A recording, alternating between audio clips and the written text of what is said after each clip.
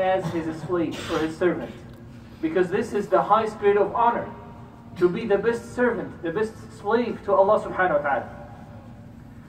So one of those honors that were only unique for the Prophet Muhammad sallallahu alaihi wasallam, one of them when Allah subhanahu wa ta'ala chose him to take him in that journey during the night from Mecca to Palestine, where the Masjid al-Aqsa is, and then to take him up to the heavens, to talk to him directly. That was a very unique honor that didn't happen to any one of the creatures of Allah subhanahu wa ta'ala during their lives, but only happened to the Prophet Muhammad sallallahu alaihi wasallam.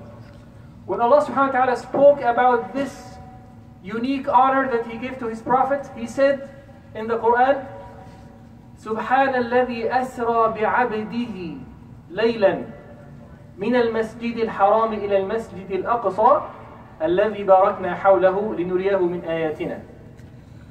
Glorified be He who took His slave, His servant.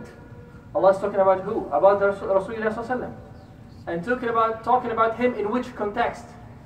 In the context of giving him this honor, this unique honor that no creature other than the Prophet has ever obtained or has ever reached to. In this context, Allah subhanahu wa ta'ala is saying, glorified be He who took His slave from Al-Masjid al-Haram in Mecca to the farthest mosque, Al-Masjid al-Aqsa, during the night, to show him His signs. Another context, when Allah subhanahu wa ta'ala spoke about revealing the Quran to His messenger, and this is the highest honor any human being ever had, and this is the greatest book Allah subhanahu wa ta'ala ever revealed to guide mankind. And Allah subhanahu wa ta'ala chose His messenger Muhammad sallallahu alaihi wasallam to be the recipient of this revelation, of this holy book of the Quran. In this context, when Allah subhanahu wa ta'ala is talking about giving this honor to His messenger and revealing this great book to him, He said, تبارك الذي نزل الفرقان على عبده ليكون للعالمين نذيرا. Blessed be He who revealed the Quran to His slave. Talking about His Prophet, in this context of honor, He's describing him as a slave of Him or a servant of Him. تبارك الذي نزل الفرقان على عبده. Blessed be He who revealed the Quran to His slave, His servant Muhammad sallallahu alaihi wasallam, to be a warner to all worlds. To be a warner to all worlds. So, if worship to Allah subhanahu wa ta'ala or slavery to Allah subhanahu wa ta'ala or serfdom to Allah subhanahu wa ta'ala is such the ultimate purpose of our existence and such a great honor like this, do we understand what is serfdom to Allah subhanahu wa ta'ala, or what is worship to Allah subhanahu wa ta'ala, or what is slavery to Allah subhanahu wa ta'ala? Do we know it? If we don't know it, and this is the ultimate purpose of our existence, how can we achieve it? Do you understand it really correctly? What is it? Is it praying the 5 times? Or is it like doing dhikr, saying like subhanallah or something like that? Or is it paying the charity? Or what exactly is it? Or is it all of these? Or is it all of these plus other things? So there is a very beautiful definition that was made to define worship to Allah subhanahu wa ta'ala by Ibn Taymiyyah rahimahullah, Shaykh al-Islam. In this definition he said rahimahullah, العبادة اسم جامع لكل ما يحبه الله ويرضاه من الأقوال والأعمال الظاهرة والباطنة. Worship to Allah subhanahu wa ta'ala, or slavery to Allah subhanahu wa ta'ala, or serfdom to Allah subhanahu wa ta'ala is a comprehensive word that includes everything that is pleasing to Allah subhanahu wa ta'ala and beloved to Allah subhanahu wa ta'ala, including all the says and all the actions, those who are apparent and those who are hidden. So worship to Allah subhanahu wa ta'ala includes everything that can come out from a human being. any say or any action, whether it is apparent or whether it is hidden. So this will include what? This will include the shahada. It's a say, and it's an apparent say. Ashhadu an la ilaha illallah. At the same time, the shahada is also a hidden say, because some people can say something with their tongues, but their heart is saying something different. So the apparent says, the hidden says in the heart, the apparent actions and the hidden actions. Apparent actions, just like praying, like performing hajj, like giving charity, these are apparent actions that people can see. But there are hidden actions that people cannot see. But all these comes under the title of worship or slavery or serfdom to Allah subhanahu wa ta'ala. Hidden actions like what? Like being sincere, al-ikhlas. This is something hidden. No one can look at your heart to tell whether or not you're sincere to your Lord. No one can see that. So this is a comprehensive definition of worshipping to Allah subhanahu wa ta'ala. So it does include many things. We cannot just restrict it to coming to the masjid to pray the 5 times, although this is one of the greatest types of worship and one of the greatest duties of any Muslim. And this is the first thing we're going to be held accountable for on the Day of Judgment, but this is not the only form of worship. If you go to your work every morning to earn money, to fulfill your needs and fulfill the needs of your family, this is also an act of worship. If you, in this community or in any other community, trying to well behave, to have the good manners, this is also one of the highest forms of worshipping Allah subhanahu wa ta'ala. But you have to have 2 conditions for your acts to become a correct form of worshipping Allah subhanahu wa ta'ala, and this is what we'll elaborate in the second khutbah. أقول هذا القول وأستغفر الله لي ولكم.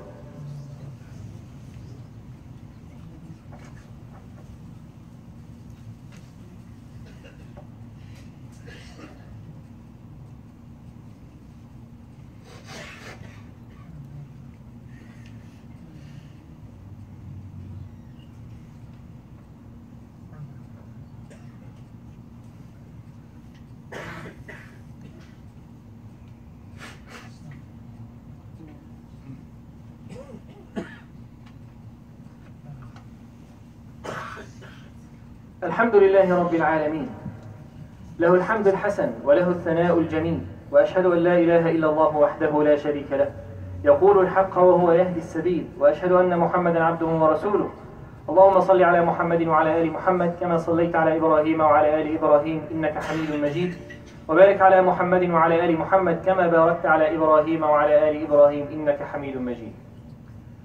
Brothers, please try to come forward as much as you can. Try to fill in all the gaps so that you can create some space for your brothers in the back.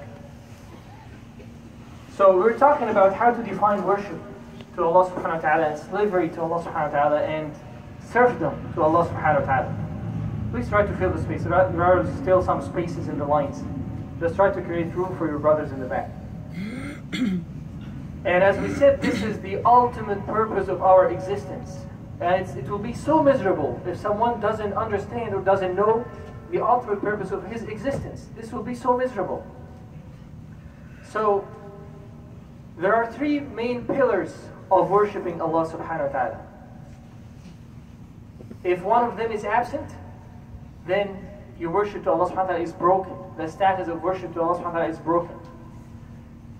One of them is the love to Allah subhanahu wa ta'ala, the absolute love. That is above any other type of love. And that is above your love to anything else in this existence.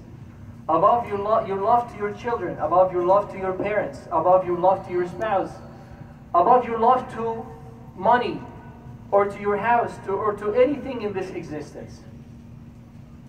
This is how it should be. And this is how Allah subhanahu wa ta'ala described His sincere servants in the Quran. That their love to Allah subhanahu wa ta'ala comes before their love to anything else. Even their parents, children, family, spouses, money, whatever they own. The love to Allah subhanahu wa ta'ala comes first. The second pillar is fear. Fear from Allah subhanahu wa ta'ala. And the third pillar is hope, al-raja. So 3 pillars to fulfill the status of worship to Allah subhanahu wa ta'ala. Al-hubbu, wal-khawfu, wal-raja. Love, fear, and hope. If one of them is missing, then the whole faith is broken. The whole iman is broken. The whole worship to Allah subhanahu wa ta'ala is broken. Because if you imagine someone who says, I love Allah subhanahu wa ta'ala, but I don't fear Him, this is not a believer at all. Because he doesn't consider himself submissive to Allah subhanahu wa ta'ala by any form. He says, I love Him, yes, I like Him. I love Allah, but I don't fear His punishment, for example. Then he's not obedient to Allah subhanahu wa ta'ala. He's not submissive to Allah subhanahu wa ta'ala. He thinks that he has a choice when Allah subhanahu wa ta'ala enjoins something on him, but this is not correct. Allah subhanahu wa ta'ala says in the Quran, وَمَا كَانَ لِمُؤْمِنٍ وَلَا مُؤْمِنَةٍ إِذَا قَضَى اللَّهُ وَرَسُولُهُ أَمْرًا أَنْ يَكُونَ لَهُمُ الْخِيَرَةُ مِنْ أَمْرِهِمْ. There could be no believing man or woman when they learn about what Allah subhanahu wa ta'ala has enjoined to have any choice. This cannot be considered a believer. A believer is submissive to Allah subhanahu wa ta'ala. And if you think about all people, those who have religion and those who don't have religion, you will find out that the nature of mankind is that you will have to have this status of worship to something. A status that gives you drive in your life, creates your motives, and gives you the drive. So if you worship Allah subhanahu wa ta'ala, you're free from worshiping anything else. Because if you look around, you'll see people who worship the central bank. You'll see people who worship money. People who worship women.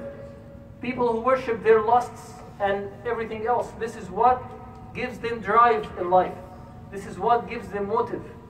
At the end, someone will be submissive to something. Either you are submissive to your lusts, your desires, your needs, or you're submissive to Allah subhanahu wa ta'ala, which puts you in a status above all these worldly things. So, I know that we need a lot of time to elaborate further, and inshallah I'm planning to do that in next khutbahs, but for the sake of time we'll have to finish the khutbah at this stage. I hope that at least we brought to the attention the importance of being aware of our ultimate purpose of existence, which is to worship Allah subhanahu wa ta'ala. And we have better understanding of what does it mean to worship Allah subhanahu wa ta'ala and what does that include. أقول هذا القول وأستغفر الله العظيم لي ولكم. اللهم اغفر لنا ذنوبنا وإسرافنا في أمرنا وكفر عنا سيئاتنا وتوفنا مع الأبرار. اللهم اغفر للمسلمين والمسلمات والمؤمنين والمؤمنات وألف بين قلوبهم وأصلح ذات بينهم واجعل في قلوبهم الإيمان والحكمة وثبتهم على ملة رسول الله صلى الله عليه وسلم وأوزعهم أن يوفوا بعهدك الذي عاهدتهم عليه. اللهم اكشف الضر عن المؤمنين والمؤمنات واجعل لجميع المؤمنين والمؤمنات فرجا قريبا يا رب العالمين. وآخر دعوانا أن الحمد لله رب العالمين وأقم الصلاة.